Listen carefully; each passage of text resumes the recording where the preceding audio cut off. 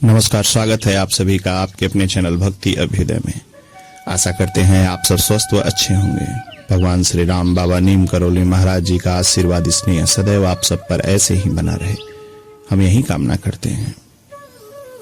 बाबा नीम करौली महाराज की एक खास बात, जब भी उनके कोई भक्त उन्हें भगवान का दर्जा देते थे तो वो उन्हें मना करते हुए और उसे रास्ता दिखाते थे, क्योंकि वो शुरू से ही कहते थे कि मैं कोई भगवान नहीं हूं।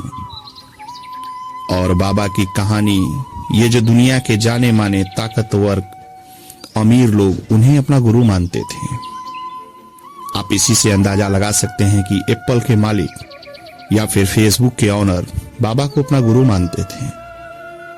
स्टीव जॉब्स एप्पल के मालिक को, जो किसी परिचय के मोहताज नहीं, उन्होंने बताया था कि वो बहुत पहले से ही बाबा को अपना गुरु मानने लगे थे। एक बार प्रधानमंत्री नरेंद्र मोदी जी यूएसए में फेसबुक के हेडक्वार्टर पहुंचे तो मार्क जुबर्ग ने उन्हें बताया कि जब 10 साल पहले फेसबुक को लेकर मैं बहुत परेशान था और मन में बड़ा अजीब अजीब सवाल उठ रहे थे, तो उसके बाद स्टीव जॉब्स ने मुझे ये सलाह दिया कि मैं भारत जाऊं और भारत में कैंची धाम जाऊं और वहां नीम करौली बाबा से मिलूं। ये बात खुद मार्क जुबर्ग ने प्रधानमंत्री नरेंद्र मोदी जी से कही। मार्क जुबर्ग भारत आए और उत्तराखंड पहुंचे, नीम करौली बाबा के धाम। लेकिन जब वो वहां पहुंचे तो बाबा के समाधि लिए 32 साल करीब हो चुके थे। मार्क जुबर्ग जब बाबा धाम पहुंचे तो वह केवल एक किताब लेकर पहुंचे थे, केवल एक दिन के लिए। लेकिन मौसम खराब होने की वजह से उन्हें वहां 2 दिन रुकना पड़ गया। मार्क जुबर्ग ने बताया कि जब वो कैंची धाम से वापस आए तो उनके हालात में काफी बदलाव होने शुरू हो गए थे और चीजें बदलनी शुरू हो गई, और आज फेसबुक को पूरी दुनिया देख रही है। बाबा के भक्तों में ऐसी ही बड़ी शख्सियत और बहुत ताकतवर लोग बाबा के सब भक्त थे। चलिए कोशिश करते हैं कि बाबा के बारे में कुछ महत्वपूर्ण जानकारी दे पाए, क्योंकि बाबा के जीवन में चमत्कार तो बहुत हुए थे। सब बताएंगे आज आपको। नीम करौली बाबा का असली नाम लक्ष्मी नारायण शर्मा था। उत्तर प्रदेश के अकबरपुर गांव में उनका जन्म 1900 के आसपास हुआ था। बाबा को 17 साल की आयु में ही उन्हें ज्ञान की प्राप्ति हो गई थी। बाबा की कहानी शुरू होती है उत्तराखंड में भवाली से कुछ किलोमीटर दूर एक छोटी सी घाटी के पास बाबा पहुंचते हैं और वो वहां सड़क किनारे बैठे होते हैं। दूर पहाड़ी पर उन्हें एक शख्स दिखाई देता है। वो उसे आवाज देते हैं, पूरन जरा यहां आना। तो उस शख्स तक आवाज पहुंचती है। वह नीचे आता है। एक अजीब से बाबा को, जो सड़क किनारे बैठे हैं, उनके पास जाता है, क्योंकि पूरन बड़ा हैरान परेशान था, क्योंकि उसने कभी इस बाबा को देखा ही नहीं था और वो हैरत में था कि वो मेरा नाम कैसे जानते हैं। लेकिन पूरन को देखते ही बाबा कहते हैं, घबराओ मत, मैं तुम्हें कई जन्मों से जानता हूं, लेकिन तुम इन सब को छोड़ो और मुझे बहुत तेज भूख लगी है, मुझे खाना खिलाओ।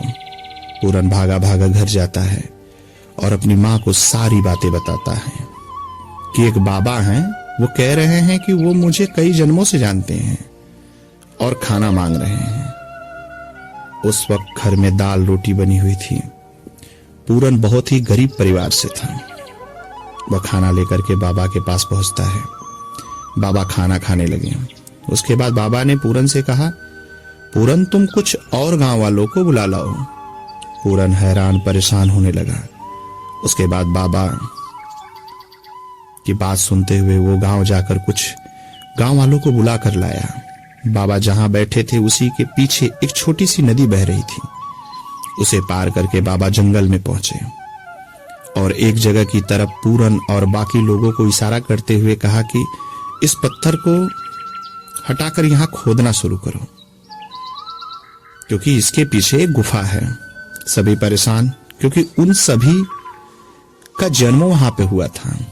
पूरन परेशान हो गया कि हमारे कभी पूर्वजों ने या हमारे बुजुर्गों ने कभी हमें इस गुफा के बारे में नहीं बताया, लेकिन कभी वो लोग उस गुफा के बारे में सुने ही नहीं थे। बाबा की बात को मानकर खुदाई शुरू हुई। यह क्या सच में अंदर सच में एक गुफा मिली? सब चौंक कर बाबा की तरफ देखने लगे। बाबा बोले, अंदर जाओ, वहां एक धूनी मिलेगी। सब लोग अंदर गए। सच में अंदर एक धूनी मिली, साथ ही एक बड़ा सा चिमटा। और धूनी को देखकर ऐसा प्रतीत हो रहा था जैसे कोई अभी अभी धूनी लगा कर गया हो। सभी गांव वाले वह पूरन बाबा की तरफ देखने लगे। बाबा बोले, न ये कोई चमत्कार है, न मैं कोई चमत्कारी हूं। तब बाबा ने बताया कि ये सोमवारी बाबा की तपोस्थली है। सभी लोग बाबा को केवल देख रहे थे। तब बाबा जी कहते हैं, ऐसे मत देखो। और बाबा ने अगला आदेश दिया कि ये जगह हनुमान जी का है और यहां हनुमान जी ही बैठेंगे। तो आओ पहले नदी के पानी से इसका शुद्धिकरण करते हैं। बकायदा उस पूरे गुफा का शुद्धिकरण किया गया और हनुमान जी को वहां विराजमान किया गया। धीरे धीरे वह जगह गांव में मशहूर होती गई। बाद में यही वह जगह है जिसे कैंची धाम से के नाम से प्रसिद्धि मिली, जिसे आज लोग कैंची धाम कहते हैं। आज दुनिया भर से लोग पहुंचते हैं, आते हैं और बाबा से के पास आकर के बाबा का आशीर्वाद लेते हैं। सभी भक्तों को जय सीताराम, जय बाबा नीम करोली।